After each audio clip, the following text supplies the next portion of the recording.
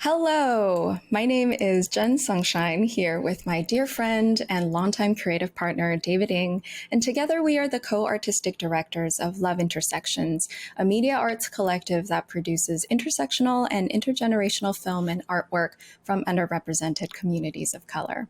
We're also founding members of the Vancouver Artists Labor Union Cooperative, also known as Value Co-op, which is an artist-run worker cooperative whose goal is to provide flexible living wage income to artists. Before we begin, we want to acknowledge that Hot Pot Talks is organized on the unceded and ancestral territories of the Musqueam, Squamish, and Tsleil-Waututh nations. Part of our work as labor activists and queer artists on unceded territories means working in solidarity with ongoing Indigenous struggle for sovereignty, decolonization, reparations, and land back. So why Hot Pot Talks? As Jen mentioned, Value Co-op is located in the Lim Sai Hor Khao Mok Society building, and over the past 2 years, we've been collaborating with the Lim Association on a project to digitize their archives and create a series of artworks that invites people to learn and engage with their positionality to Chinatowns.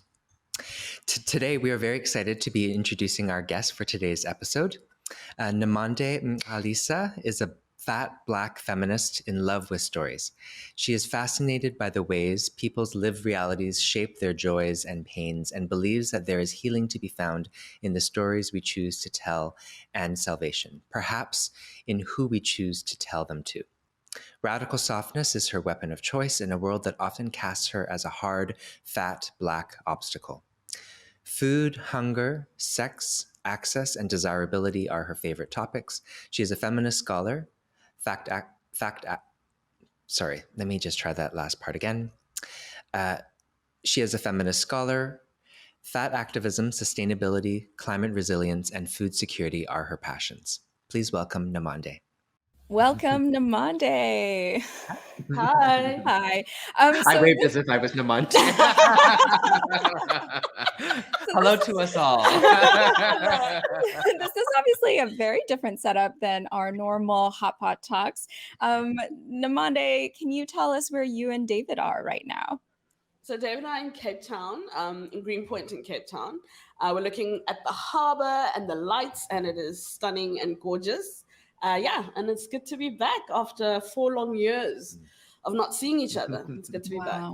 Okay, so it's been quite a while, but obviously you've known each other, before 4 years. So how did you and David meet? And, I love your bio and what you said about your affinity for story. And so I'm curious about your story with David and, how did you two meet? And tell us about that.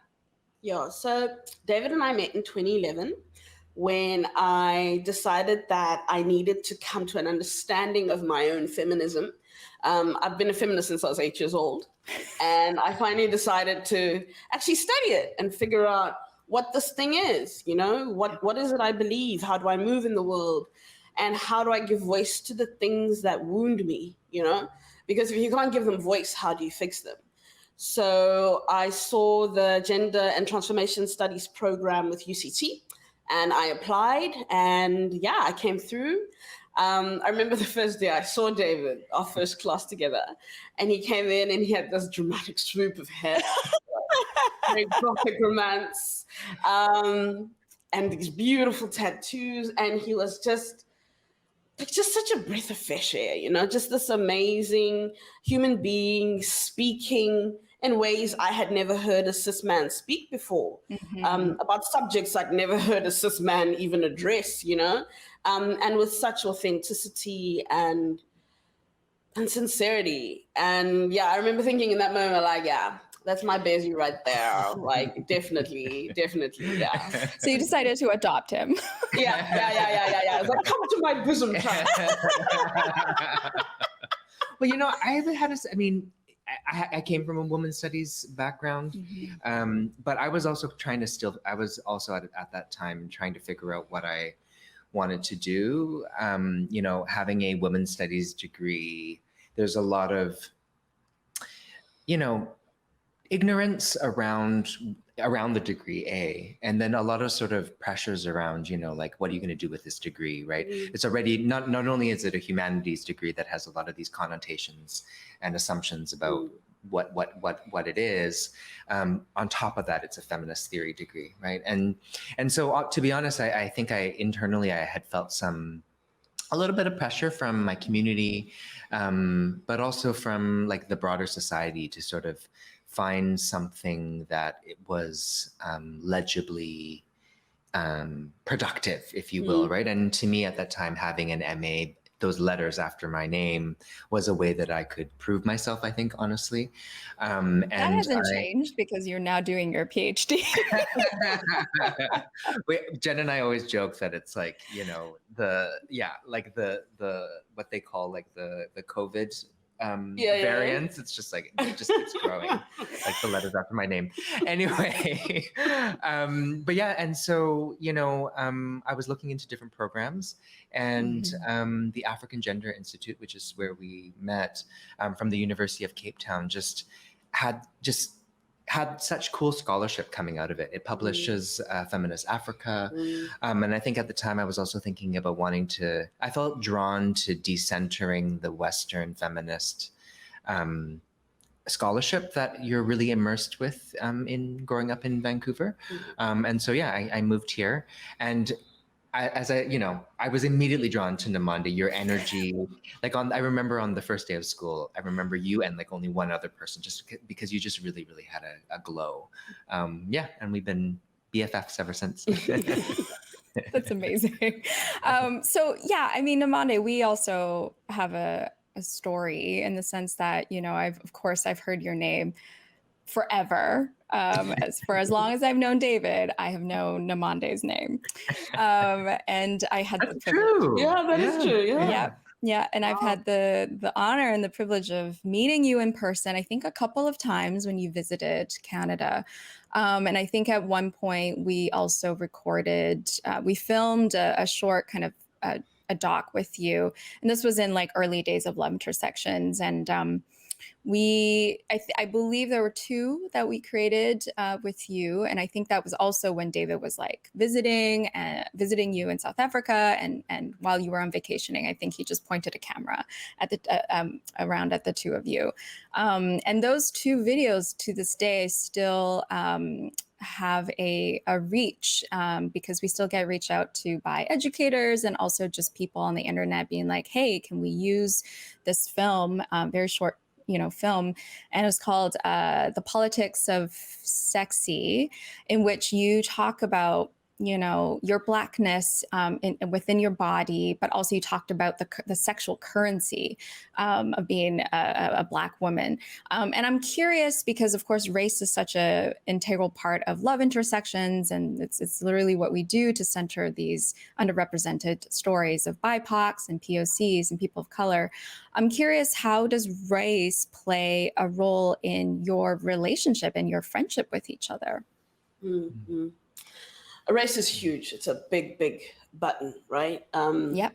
I'm thinking of when we're little kids and you meet a friend in the shop, and it doesn't matter what race the friend is, the two of you start talking, and suddenly you're busy, you're running around, you're playing like 5, 6. But as you get older, the racial lived reality that you have makes it so that when you are with your friends, who they are and how they understand race, their race and your race, plays hugely into whether or not they are a safe space for you or another place of labor and pain, right? That's how I judge my friendships. So when I call you my friend, you are a place of safety. You're a place of peace. You're a place of joy, right? A place of understanding. And that's what David is to me. And David is those things because he doesn't shy away from understanding my racialized and lived experience.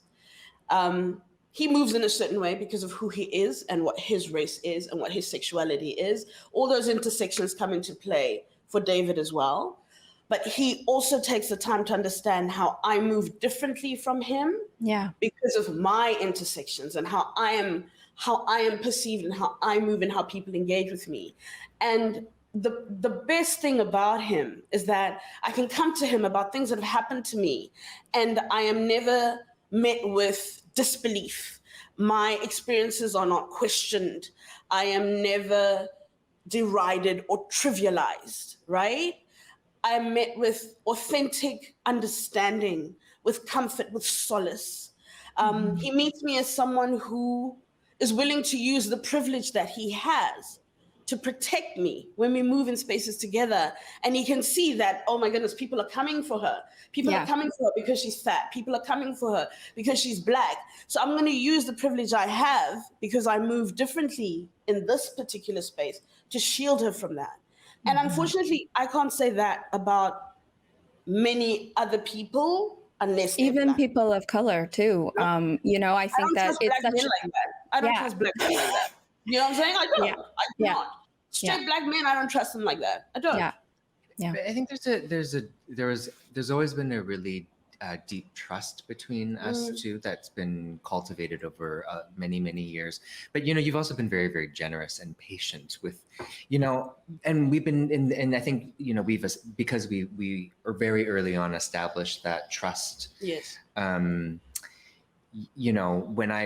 Because I don't walk in your body, when I have questions or when I don't, when I say something stupid, we can have those conversations, and we can also talk about our experiences that we don't have of each other, but also find language. I think this is sort of going, back to Jen, what you were talking about some of the videos that we've made with you in the past, was we've been able to find like different conversations and language and stories where we do find those similarities and how we can organize and build capacity and community together too. Absolutely. And I think that's special because I think that a lot of times, and Jen, with Love Intersections, these are conversations that often we have too, is like, how do we address racial hierarchy without replicating the hierarchy, right? Recognizing that, we walk in different privileges, even as racialized people, but also not replicated. And I think that sort of, I've loved sort of the work that Nomonde and I have been able to do together about finding different, strategies towards, building coalitions and solidarity. Yeah. A large part of friendship, I think, is actually, I have to go back. I read something just the other day, and the person said that I would rather be trusted than loved. I thought that was really interesting. Wow. Because the reality of the matter is you cannot build anything if you don't trust the person you're trying to build with. Yeah. Like love comes from trust. For me anyway. I don't know how you feel about it. Yeah. I can't love you if I don't trust you. And so I think what was absolutely critical to our relationship is that David established that he was someone I could trust right from the beginning, right? I could trust that he wouldn't humiliate me. I could trust that when I was in trouble, he would help me. I could trust that I could cry to him about the things that hurt me, and he would see me and he would hear me and he would feel me. And I hope that I have reciprocated and shown you that kind of care and love as well. And because I was able to trust you with that, things, when we have disagreements or we don't understand each other or we speak past each other, you can see past those things because you've built that, there's trust first, right? And then the love is there, and with love, you can kind of come through anything, I think. Yeah. We're also Leos, if you can't tell. But I've always fiercely loyal. I'm so curious how Leos are competitive. Do you ever find yourself in a competitive, situation with one another in terms of just the Leo competition? No, I don't know. I think maybe because who we're is so more different, fabulous? maybe? Yeah, I don't know. Yeah. The thing with Leos, people think Leos are going to compete with each other. The thing with Leo seeing Leo is that whole game recognized game, right? Like, you're fabulous, I'm fabulous, let's be fabulous together. And his fabulous actually adds to my amazingness. So I want you to be even more fabulous because then I'm more fabulous. That's the dynamic. We don't compete with each other. You accelerate each other's people don't understand about Leos. I love hanging around amazing human beings. The one thing I've never understood is when people are jealous in friendships. I don't get that. Why am I jealous of my friend? Like, you need to succeed because your success shines a light on me and I'm bigger because I'm with you and I hope you feel the same way. And I think that's our dynamic, right? Yeah. Yeah. That's really that's beautiful, actually. No, I was gonna ask Nomonde. Nomonde, you came out recently. You wrote a book chapter, and I attended the launch, and it was really amazing. Tell us about, if you can tell us about it was an anthology, yeah? Yeah. So it's called the Routledge International Book of Fat Studies, and it was edited by the now late Kat Posey, Dr. Kat Posey, who was genuinely one of the most amazing human beings I've had the pleasure of knowing. Kat was amazing. Yeah. And she was a light in the fat community. That woman, she changed a lot of people's lives and she did a lot, and for me as well. And also edited by Sonia Renee Taylor, who is a phenomenal author, poet, and activist as well. What I wrote about was my fatness and my blackness and how they intersect and how those intersections impact my desirability and the security, the safety and access that I'm offered in the world. And I wrote about those things because those are things that hurt me. They still hurt me to this day. The chapter I wrote about starts out speaking about my first experience as a fat and racialized person when I was at Rhodes University. I did my undergraduate degree at Rhodes University in Grahamstown in South Africa. And I was studying journalism. And I was not one of those teenagers that partied. So Rhodes was my first kind of experience with partying, right? I went to a convent and I was a proper convent girl. So Rhodes was like the first time I was out there. And I loved it. We danced on tables, we walked barefoot, we were dirty and grimy, and it was wonderful. It was just this wild sense of liberation. That was Grahamstown and Rhodes for me. And then one night, I'll never forget, I was dancing and my friends had left. I didn't want to go home. My friends left early. And I stuck around with this group of white girls that I was in res with. And as we're dancing, this large white boy comes at me, grabs me, and kissed me, just out of the blue, right? And I was so shocked and so revolted and so horrified. Like, I'll never forget that sort of gut-churning, like, yuck, like, what the hell was that, right? Out of the blue. And then he moved away, and then him and his friends pointed at me and laughed about it. And I remember turning to this white girl I was with, and I was like, that boy just, like, he just kissed me, like, and what the hell was that? And this girl said to me, she's like, that guy? Are you sure? He's really good looking. Like, are you sure that happened? And I was like, yeah, it did. And that experience cemented the way people treat you when they perceive you as ugly and you face violence, particularly sexual violence.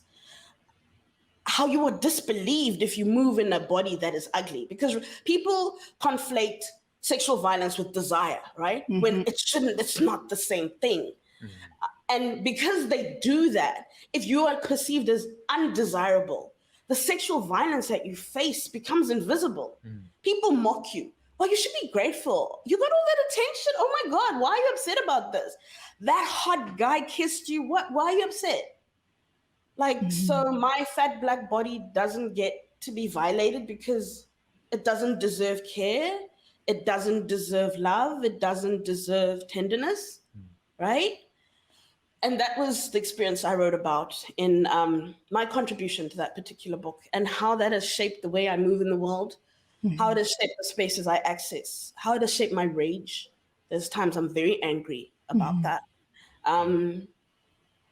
Very angry and very hurt still to this day. And how it has shaped my determination to move in a way that protects people like me, you know, the fat black ones were ugly and can't be hurt because of it. Mm-hmm. But people too were tended to, and we deserve care too. Well, we know because a number of things is at play in that particular scenario that you experienced. First, I'm so sorry that happened to you. What's infuriating about that situation is that not only did this man, violate your personal space and your body unconsensually, and so then he had the audacity of accessing your body without consent, and B, the whiteness of that girl who you turned to, who was supposed to be in solidarity with you on the matters of consent, because surely she would understand as a woman in a woman's body, surely she would understand, but instead returned or mutated that violation by turning it back onto you, being like, well, you either, by questioning you, by gaslighting you, right? So that's what's infuriating, because she's supposed to know better. But of course, then the intersection of your blackness and your fatness and the desirability, of course, then is what's the word, is not triggering for her, but is actually revealing her deepest kind of like darkest insecurities. Yeah, exactly. That in fact, whiteness and white women, white people in particular, they don't want to be white. They actually, deep down, they revere, other bodies that are different from them. We know this. The way that they appropriate blackness, they appropriate all of the things that are, mainstream and desirable about blackness and black culture, right? So that's what's infuriating about it. I'm so sorry. Yeah, race only matters to them until it serves them. Yeah. I'm curious, Nomonde, you've also, because before we started recording, I was also asking about, because what was really amazing about the launch of that book was, I remember attending it. It was like at a weird time in Vancouver, but I remember the person in New Zealand, it was like 4 a.m. or something. Yeah. But I was really struck by just the wide range of geographical spaces. So I have two questions. I mean, I'm curious about what was that like, forming this sort of anthology? I know you weren't an editor, but what was that process like? And also sort of some of the cross border or regional conversations that have been having around the topic. Yes, absolutely. So what's interesting about fatness is it is in some ways contextual, right? And let me give you an example, because I'm sure most of the audience are not familiar with fatness as an activist thing. But for instance, you can have a fat body in the US, right? Let's say the United States, and it's perceived in a certain way. And you wear a size 16, and maybe you've got a small waist, big breast, a big butt, and thick thighs. And you come to South Africa and you're average. You're not a fat person. And when you go to fat girls in South Africa and you're like, I'm fat, they're like, no. No, you're the girl everyone wants to marry. What are you talking about? You're not fat, right? So that's how fat is contextual. That's just one of the ways it's contextual. Fat is impacted by many different things as well. Fatness has intersections like every other element of being. It has intersections that impact how you're perceived, how you moved in that fat body.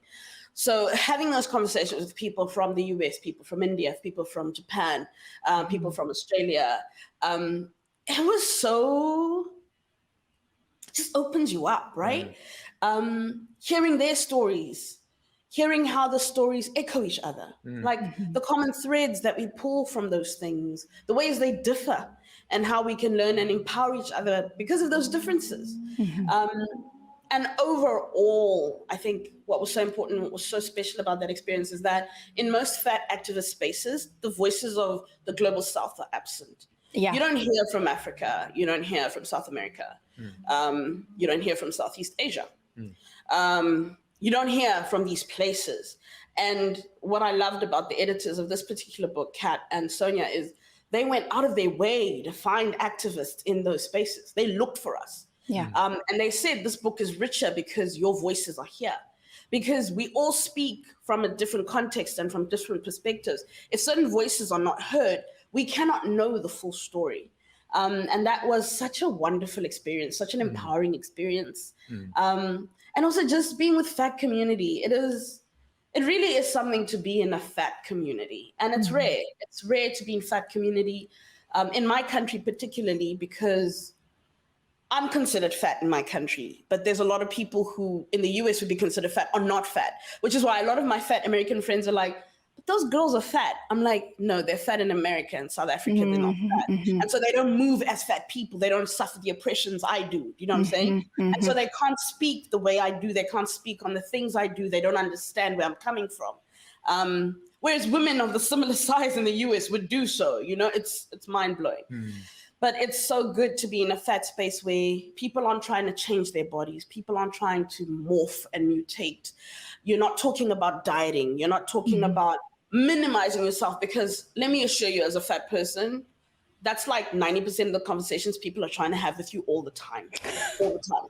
All the time. I can't move without someone going, have you heard about this new weight loss thing? Or people literally running after me to be like, take this protein shake, you'll be thinner. Like, my God, did I ask for this? Like, oh my word, you know? Yeah. So it's so good and it's so wonderful and so peaceful being in spaces where people are like, how do we help each other without minimizing each other? Without talking about how we shrink? How can we just be? How can we be joyfully? How can we be powerfully? How do we impact medicine? How do we impact politics? How do we impact food security, environment, money, the financial sector? How do we as fat people move in these spaces so that we are empowered in these spaces without having to become thin or tell anyone that we are trying to lose weight or post videos of ourselves exercising to prove to thin people that we exercise? No. None of that. And that was what was so wonderful about that space and moving in that space. I really loved it. Yeah. Well, I mean, it's just so blatant, the limitations that society puts on different bodies, right? Like, I think thin bodies are allowed to eat a hamburger in public. Thin bodies are allowed to move in this like liberated free way, whereas the kind of like lens, the eyes that is, you know, constantly placed in policing on fat bodies is so much more different. And God forbid, sometimes you just want to have you know, a salad, and that is not, and someone will be like, oh, are you, you know, they're just policing you no matter what you eat or don't eat. I have to tell you about this salad. I went to a friend's baby shower, girl. I went to this friend's baby shower, and it was a buffet set up. And there was, I actually love salad. And I don't talk about it because it's just, it's actually, people come at you with the wildest things for loving salad and being fat. Exactly. And I dished up all this yummy green salad and had all these onions. And it had a rocket, and I love rocket. I just love the flavor, and I was so happy. And I'm eating the salad. And this friend of my friend was like, so do you actually eat that way, or are you just pretending for us? Wow. Yeah. Wow. Yeah. Wow. Yeah. No. Yeah, she's so lucky I didn't smack her into next week. Okay. I mean, I was trying to be very polite, and I'm like, okay, let's not talk. Let's you and I not talk. Wow. Yeah. Again, it's the like this assumption that they have access to your body and to how you eat. Like the intimacies of your body is so on display 24/7. That's what's so interesting, is that they don't go around, you know, policing how, you know, a normal size body eats, but they will police a bigger size body. How, you know, no matter what you do, it's being policed. And even ask you questions like, so are you aware of nutrition? Do you understand how calories work? Like, do you know that, like, I have a brain. I don't have fat in my brain. Like, I can think, I can read, I am educated, I am not lazy, I am not stupid. Okay, I shouldn't have said stupid, I apologize. But it's just the humanizing aspect. Like you're just incapable of taking care of yourself because you happen to move in a fat body. And I'm curious, Nomonde, if you can contextualize even more, because I don't know what the medical system, and professional care is like in South Africa. But we know that in the, US and in Canada, not only are women, how heart attacks in women show up differently than in men's, how Black women are consistently gaslit and not believed when they are in pain. And that includes fat bodies as well. So I'm curious what the medical kind of, professions, when you go to doctors in South Africa, what is that experience like there? So let me contextualize it more and give you an understanding. So it's a two kind of tier thing. There are those of us who can afford private healthcare, right? I'm one of those people because of the job I have, the money I make, etc. And then there are those who can't afford private healthcare and go into our government healthcare system, right? And that's free. What then happens is that the access you have, not to the doctors, but to the equipment that is available in those spaces becomes an issue. So for instance, if you are over, I think it's 150 kilograms, you don't fit in things like MRI machines. Right. And that's big, right? Yeah. Right. Certain medications they're giving you don't work the same way on you as they do on thin people. Yeah. That's an issue. That could be like life altering. You could die as a consequence of that. Not only that, and this is a global thing, fat people are constantly misdiagnosed or ignored completely. Because the solution is you just lose weight. Lose weight. Everyone always says just lose weight. Meantime, most of the things that are wrong with these fat people cannot be addressed with weight loss. Things like chronic arthritis or pain, issues with how your bones are developing. I mean, cancer. There's people who've had cancer and been told to lose weight, and doctors have not looked for the cancer, and these people have died as a consequence. This is reality. Fat people are not allowed to get certain organs. In fact, I think all of them. We can't get organ donations. So if you have failing kidney, you're not getting one because you're fat. Automatically disqualifies you. I mean, you're ignored. Your pain is ignored. I had fibroids so I suffered from fibroids from 2010 to 2015.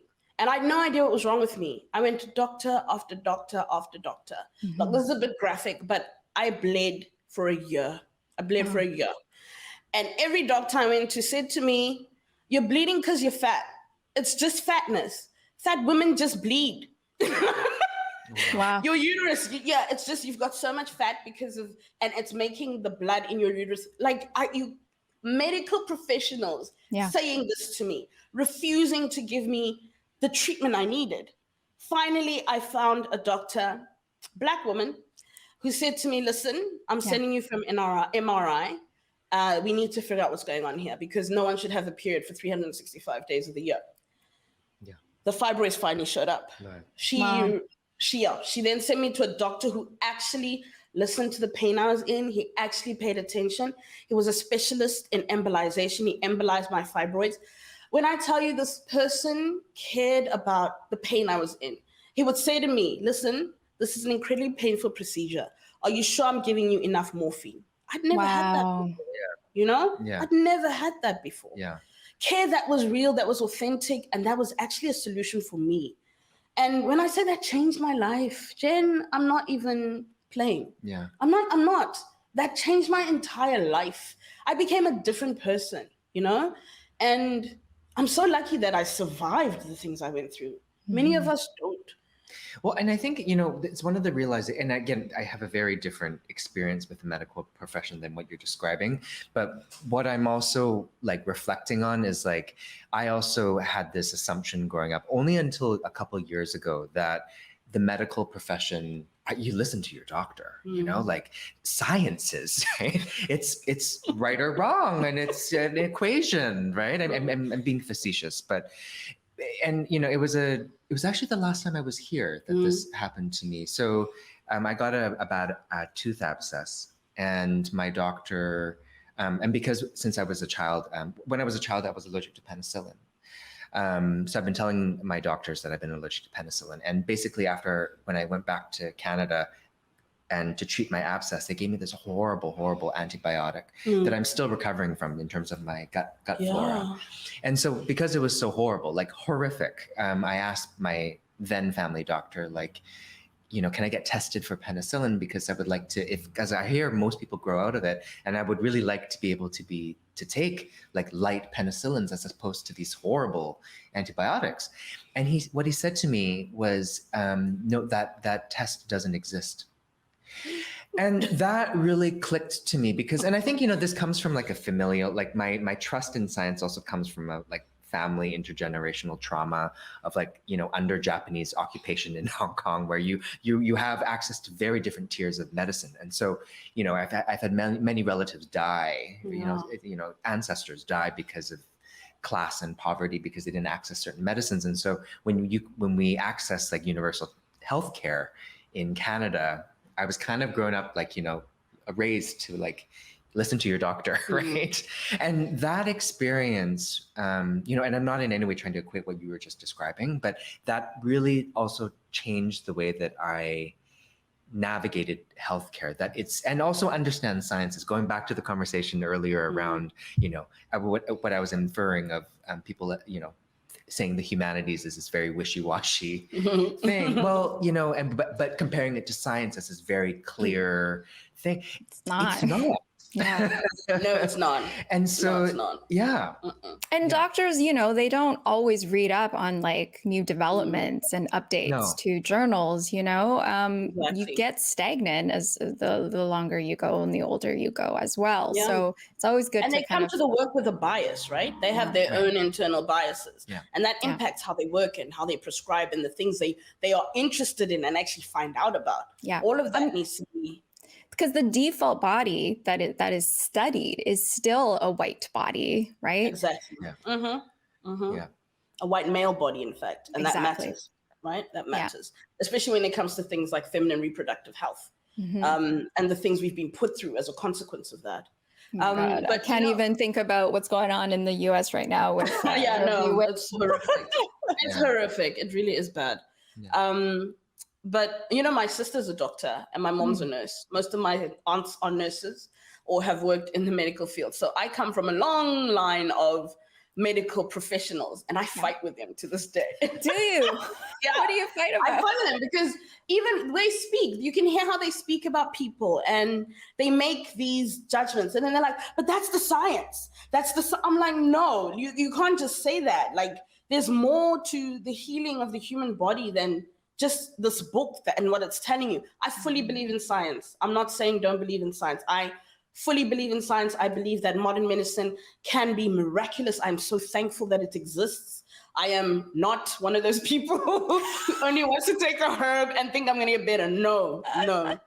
Yeah. No, I believe in medicine and how it can help us. But I also know that doctors are not gods and they're not infallible. And you must do the work. You must advocate for yourself. You must read up for yourself. You must be willing to argue. It's your body. Yeah. You need to know about your body and fight for the rights of your body. I'm curious. One thing I was going to ask you, Nomonde, we've talked about this before. I jokingly tease you sometimes because sometimes the things you find on the internet, my friend, are like. But we've talked about like you've shared with me some of like the finding online community around some of the things that you've been expressing and over this past conversation. So I'm curious, like what role has the internet played in some of the conversations that you've been having and the organizing and now some of the writing? Yeah, massive. Massive. My fat activism was born on the internet. Yeah. Absolutely, fully 100%. Because no one in my life, was saying to me that it's okay to be fat. Not a single human being ever said that to me, ever in my life. I've been fat since I was around 4. And since I've been 4, I've been trying to lose weight. Since I've been 4, I've been fantasizing about cutting bits of myself off and slicing into myself and eating tapeworms and getting so sick that my jaw gets crushed and then I inadvertently somehow lose weight since I was 4. Wow. No one ever had the conversation with me that, you know what? being fat is not a crime. You have a right to exist exactly as you are now. You don't have to change. I found that on the internet. I found that in online fat forums. I found that on a very old and I think now defunct platform called Dimensions. It wasn't always the healthiest space. Fat activism, like many other spaces, is heavily sexualized. Yeah. But it was in that sexualization that I found myself too, right? So the first time I ever heard the phrase BBW, and I use that now, and it makes me sad actually to use that now because it has been co-opted by the porn industry. No, it was always a porn. It was always porn. So BBW has always been porn, but it was co-opted by like girls with thin waist and big butts. That's what a BBW is now when people say BBW. See. That is not what it was. Right. BBW was girls like me, a big, beautiful woman. That's what it was. You had a big belly. You had back rolls. You had cellulite, right? You didn't have a little waist and a big butt. You had a double chin. You had freaking arm fat, okay? Like, that's a BBW. And now you get this super sanitized, oh, she got a little waist and a big butt. That's a BBW now.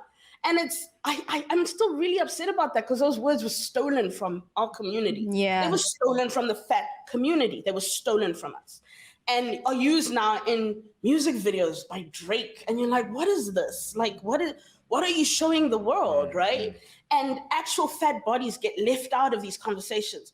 Those of us who are genuinely fat are still targeted and attacked. When you say BBW, most people are not thinking Lizzo, right? Because Lizzo doesn't have the thin waist and the big butt. She doesn't fall into that. She's proper fat, which is why she's one of those fat public figures that are constantly attacked. She's constantly under fire because she's actually living in a fat body that people don't like, that people don't approve of. She's fat in the wrong places. I've literally been told that, oh my dear, you're fat in the wrong places, literally. And they will come for you for that.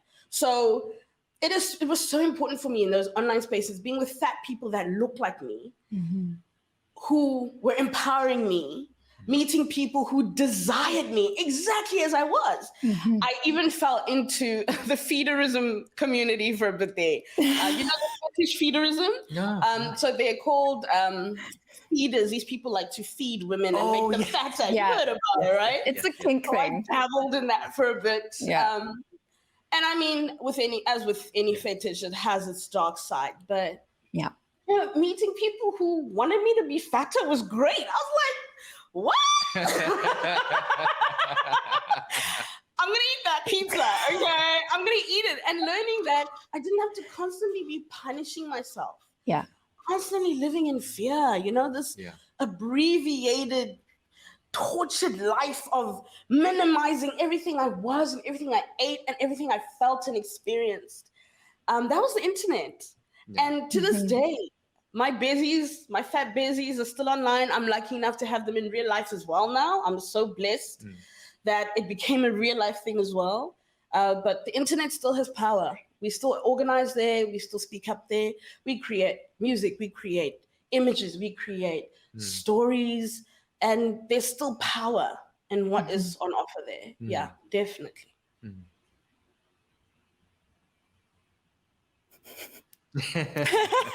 David, how are you? We should mention that there is a 9-hour difference. So what is morning for me, and I'm all energetic and excited, is actually it's dinner time for Nomonde and I. So there's a different energy. I wonder, I know, this was an old project, but The Day I Swallowed the Sun. Can you maybe describe to us or tell us about the inspiration behind it? So The Day I Swallowed the Sun was born when I came to Cape Town to study gender and transformation. And when I met David and I met my friend Malika and Audrey, and I met other women, other Black African women who were feminists and who lived in bodies that were not considered small in the communities that they came from. Women who could speak to me about their fatness in a way that wasn't only about weight loss. It's so powerful to meet women who don't, even thin women, who are not constantly speaking about weight loss. I think it is the disease of women, because you can't be in a space with women without speaking about weight loss. It's horrific. But it was so good meeting these people in real life. And then I met a lot of queer people too. We joined this lesbian group that I discovered my lesbians. I have lesbian friends. But it was the first time I engaged so fully in their lesbianness, and honestly found such sanctuary in their presence as well. I'm bisexual, right? Which means often I'm invisible. Like biness tends to be made invisible. And I'm not going to go into that now. I understand why that is. It's not great, but it is what it is. Oh, it's terrible. The bi erasure and all of that. Yeah. But meeting lesbian women who were, firstly, out and proud and beautiful and so sexy and just so like content in themselves, right? Not talking about men. That was so awesome. Like you're in a community of women who are not talking about men. Like that was because amazing. The male gaze doesn't exist there. That was epic. I love that. And finding out that there's people who live lives that we don't see them. We didn't at the time. I think there's a lot more visibility now. But in 2011, we didn't see those lives. We didn't see those people. We didn't see their joy. And I wanted to show people that there's more to us than suffering. You know, I was so sick of, every time you turn on the TV and there's a fat girl on the TV, she's crying. I don't want to be fat. I was like, if I see one more fat girl crying about being fat, I'm actually going to have to shoot someone. Like, this is ridiculous. And it's a lie. It's a lie. That's another thing. There are those of us who love this life and who love being bodied the way we are bodied. And I wanted to show that to the world. Like, there's so many of us who live in bodies that people think are disgusting, right? Yeah. You're revolting, like you're a slug. You shouldn't be that happy to be alive. And we are ecstatic. We are thriving. And that's where that project came from. I also just really loved the title. It's a great title. It's a great title. Another question I've been wanting to ask you, and I'm going to also preface it. I'm going to try to do it the way that Jen asks it, because you've been to Vancouver. And Jen asked, actually, Jen, why don't you know what I'm going to ask? Oh, I am going to ask. So what I normally like to ask, especially for people who don't live in Vancouver or not from Vancouver, and, and the experience that you have visiting Vancouver, what has that been like here in your body, but also, in other parts of the world, what's different about that experience? Yeah. Because there's very little, there's visibly, Black bodies are not very visible in Vancouver. Yeah, and we want to give you permission. Like, this isn't, we Jen and I like to critique the spaces that we're in. Oh, so okay. Yeah. Feel free. Go for it. That's right. Go to town. Yeah. It was confusing at first. Yeah. Trying to read what people are and how they move and how they're going to engage with me. It's not a great thing, but because of who I am and how I move, I'm often on the defensive. I'm often waiting for people to attack me. So when I go into a new situation, I read the room before I assert anything about myself. And I kind of try to suss out how much danger I'm going to be in or how much flack I'm going to get based on who I am. Yeah. And what was interesting about Vancouver was how sterile it was. I didn't expect that. I know maybe this is not nice, but I find often very white spaces are very sterile. There's a coldness to it, a hardness. I didn't understand it. I remember being in David's building, and here you greet. This is how we say it. You greet. If you don't greet, you're not a rude here. child, and your mama's going to tell you about it. Okay? You greet. Yeah. And so this is how I approach. So you walk into the lift, for instance. You guys call it a lift, right? Elevator. Yes. That thing. Yeah. You walk into the lift and there's people, right? And here in South Africa, you walk in and you're like, Dumelang or Molweni, how are you guys? You greet and you smile and you meet people's eyes. In Vancouver, I walked into the lift and the people are doing this. On their phone. Like this. I was like, what is this? What is this energy? Yeah. So I'm like, hello. And I think this dude, he was wearing like a cap. He was like, oh, he's like, hi.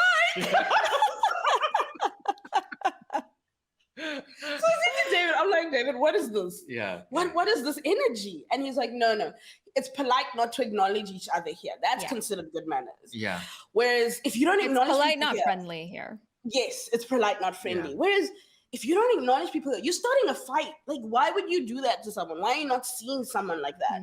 I really struggled with that.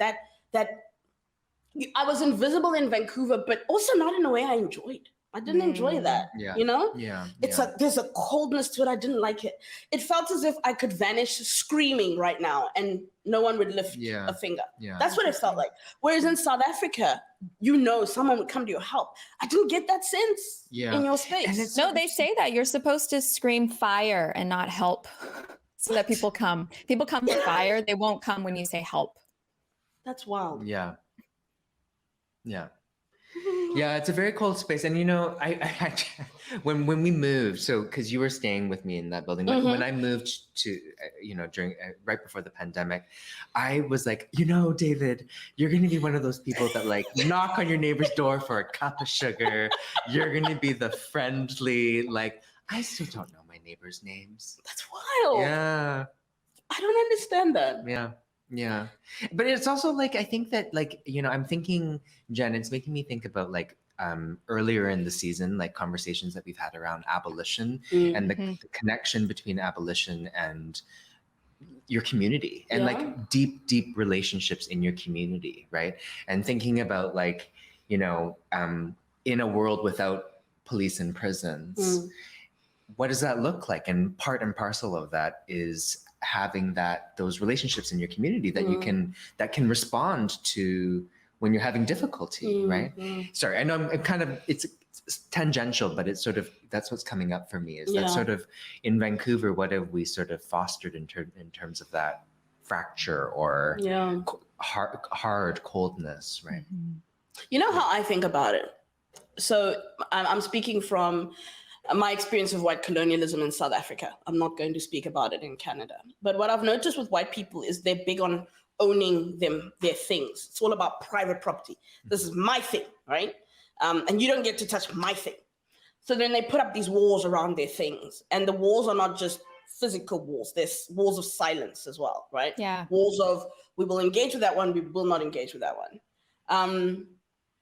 And that's the sense I got in Canada. Yeah. Like, all these shut doors, like there were all these millions of apartments with the doors just shut. And I'd be like, oh, who lives next door, David? They'd be like, I don't know who that is. Yeah. And I think that plays into that sort of, because there's no sense of shared ownership, what else do you share? Right. Right? Right. What else do you share? Yeah. That's the sense I got. Yeah. Yeah. That makes sense. I'm curious. I mean, I'm also thinking about so I was thinking just to change the topic a little bit, or to I was thinking the last time that we saw each other was when you were in Vancouver. And thinking about, and I was also thinking about when we've traveled together.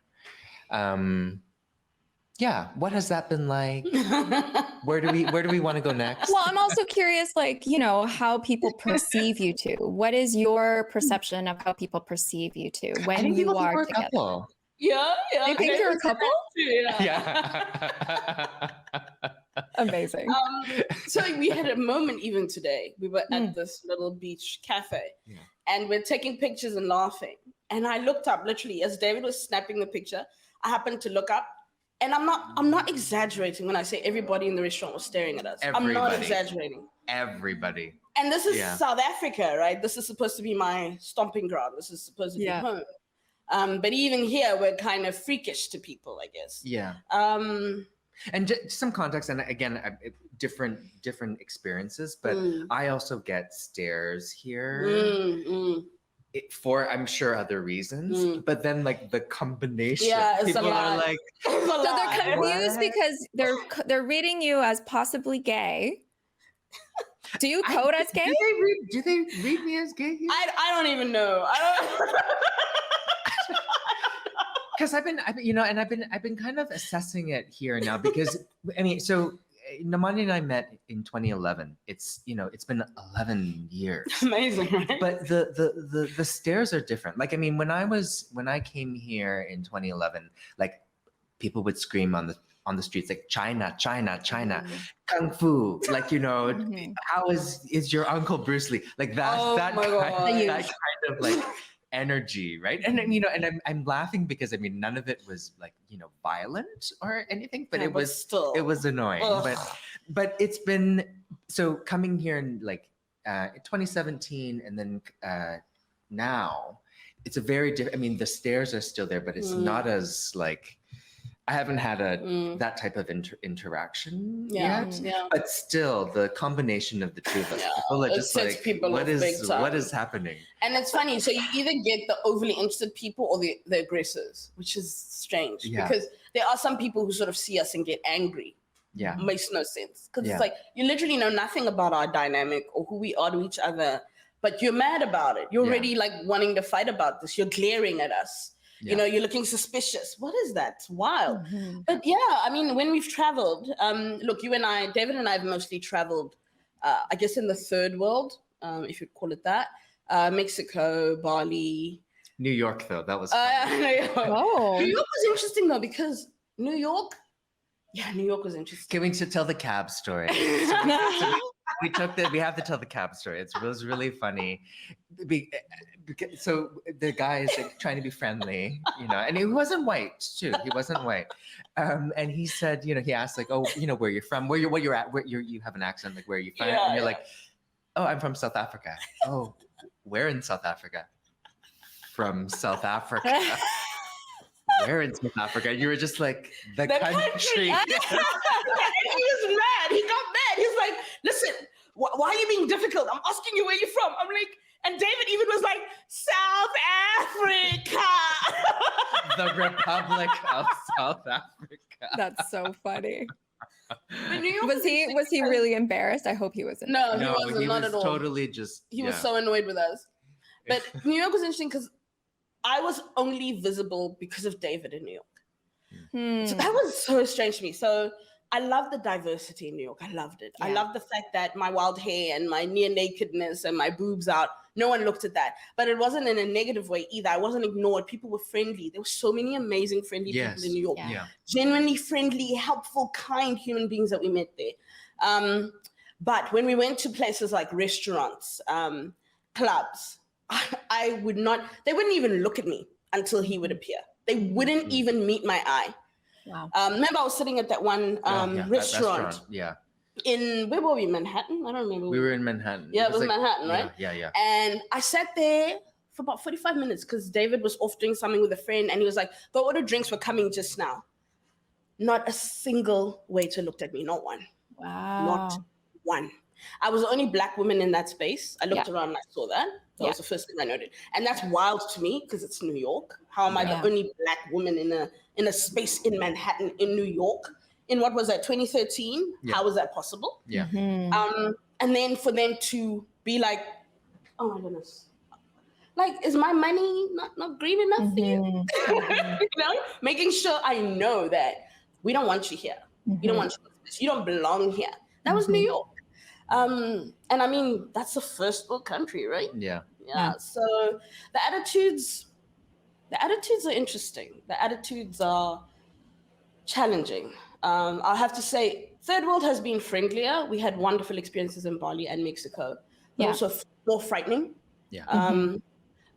There's an edge of if things can go wrong here, they're going to go very wrong. Yeah. Like very, very wrong. Like the interaction we had at that market in Bali. Yeah. When we got out of that situation, we went to this night market. It's in one of the videos. And the whole night market basically stared at us, followed us, taunted us, screamed at us. Whoa. When I got out of that situation, I was trembling. I don't frighten easily. I don't. Yeah. But I was scared. I was actually so scared and so upset after that engagement. I couldn't believe it because Bali had been a breeze up to that point. And then to have had that engagement, and all because I was fat, I was Black, I was wearing a crop top, so I had a crop with my tummy out, and I was with David. The reaction to this day, that was the wildest thing I've ever seen. And then was that the same day we went into the straight bar area, I think? And then we were like, no, bye. I don't remember. So around that, I think it was that same day too. We were like, okay, let's go out, and we went to like, because Bali is kind of, you could say, like a lot of Australians and people like party there, and we went to some. We had been going to like the gay bars, but we were like, oh, let's just check out the hetero. Because we wanted hip hop. We wanted. I remember. I was like, I want to dance to some hip hop. And then we lasted even faster than the Marcus. Oh my God. And we were like, okay, let's go back to the gay. No, you don't remember. So what happened? Because you're going to get hate crimed. No, what happened? We went in, we danced for a bit. And then these guys who were like gangsters. Do you remember that? Oh, I forgot. Yes. These Balinese gangsters come up in the club, and the one is like taking pictures of me and making fun of me. Yes. And so we were like, bye. I smacked him. I hit him. And then we left. We're like, bye, back to the gay area. It was quite intense in Bali, actually, now. And I remember. Yeah. And then in Mexico, oh dear, Mexico. Mexico wasn't, the reaction was not as bad as Bali, but we did have an engagement in Oaxaca, this tiny town, this beautiful town. That was difficult. Yeah, I was heckled down the street by a bunch of children. Because once again, I was in a crop top. You know, fat girl stomachs are not a popular thing. Yeah. If you're fat and your tummy's out, people are like, coming for you. Yeah. I don't want to see your tummy. And then David, this little girl, threw a grasshopper at David. What? Like this, it was this big. You know? And did you scream? We freaked out. I freaked out.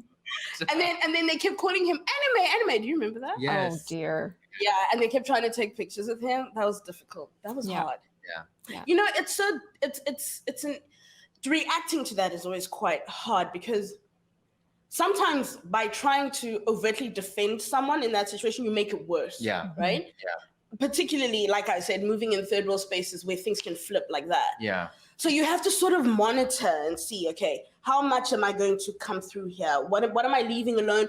What's mostly harmless, and what do we need to put a stop to right now? And because I'm just reflecting on some of those situations, like calling that behavior out. They obviously, in all of those situations, knew that it was wrong. Oh, they know. It was about our safety. Yeah. And that's what you've got to think about. Yeah. It's so interesting. So after David and I posted that thing about Bali, I had Black women come to me and say, well, that wasn't my experience. And I think that was one of the most hurtful things about that. That hurt me, because it was like, as a Black woman, I expect you to understand that we don't all move the same. Yeah. So you're Black and you're thin, and you had a certain experience in Bali that I did not share. And for me, it's that people not giving you grace to understand that we move differently. Yeah. We face different challenges. That's the most critical thing I think about just being a person. Recognize that you're not moving, you're not walking the same path that person is walking. Yeah. Even if you put their shoes on, you wouldn't walk that same path. So stop trying to minimize the things they've been through. Stop trying to ignore the experiences of the voices they're trying to share and the stories and perspectives they're trying to share. And I think of traveling, that's been one of the strongest lessons that has emerged for me. Yeah. And we've also just been so lucky too, because I mean, you know, as horrible as those experiences were, those are some of the most amazing trips that I've ever been on was with you. Yeah. You know, we have a nice also energy, I think, when we were able to travel. Yeah, no, you can't travel with anyone, even if you love them. You really have to be careful. That is a real test of a friendship, is traveling and a relationship. Well, we're coming to our time. So we will have to ask our favorite question that we ask every single guest at Hot Pot Talks, which is, what is your favorite hot pot ingredient or story, if you have one? It's dim sum hot pot. No, I don't think I've never had hot pot. Okay. Okay. I'll be honest. So I'll be honest. We need to change that. Yeah. I've never had hot pot, so I don't know. You need to have hot pot together. Yeah, so that would be the only homework. Asian food I've eaten, I love it. Asian food is my favorite food in the world. I love it. But I haven't had hot pot. No. We all need to change that. Yes. Yeah. The thing is, I don't think we can have. Anyway, they don't do it here. I don't we'll think. We'll I'm coming back to Vancouver, Jen. We're gonna have hot pot. Yes. Let's do it. Well, thank you so much, Nomonde. It was such a pleasure talking to you. And I guess you too. Enjoy your dinner. Have a fun rest of your night. Great. Thanks so Great. much, babe. It was so good to see your Nice face to see you. again. Take Yeah. care of yourself. Bye. See you later.